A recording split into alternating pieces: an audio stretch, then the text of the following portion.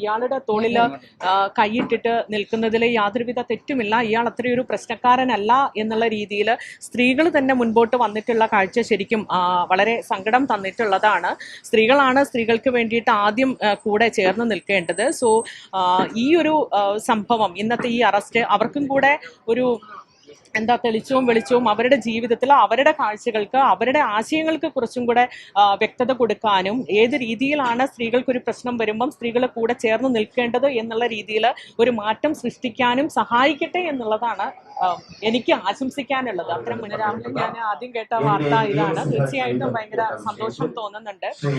കാരണം ഞാൻ അടക്കമുള്ള സ്ത്രീകളെ ഭയപ്പെടുത്തുന്ന രീതിയിലുള്ള ഒരു ആക്രമണമാണ് വിക്ടിംസിനോട് കൂടെ ചേർന്ന് നിന്നിട്ടുള്ള സ്ത്രീകൾക്കെതിരെ സോഷ്യൽ മീഡിയയിൽ നമ്മൾ കണ്ടിട്ടുണ്ടായിരുന്നത്.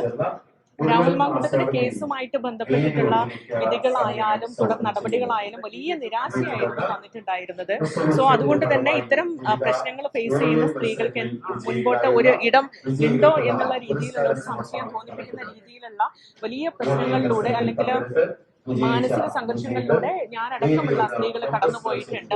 വിക്ടിംസിന്റെ കൂടെ ചേർന്ന് നിൽക്കുന്നവരെ ആക്രമിക്കുന്ന ഒരു വലിയ കാഴ്ച എന്റെ കേസിൽ തന്നെ സൈബർ സ്പേസിൽ നിങ്ങൾ കണ്ടിട്ടുള്ളതാണ്. പിന്നെ അദ്ദേഹം ഒരു സീരിയൽ റേപ്പിസ്റ്റ് ആണ് എന്ന് നമുക്ക് വീണ്ടും വ്യക്തമാവുകയാണ്. അതിന് ഇരയാക്കപ്പെട്ടിട്ടുള്ള ഒരുപാട് സ്ത്രീകളുണ്ട്. സോ ആ സ്ത്രീകൾക്ക് കിട്ടാവുന്ന ഏറ്റവും വലിയ നീതിയായിട്ടാണ്, ആദ്യത്തെ നീതിയായിട്ടാണ് ഞാൻ ഇതിനെ കാണുന്നത്.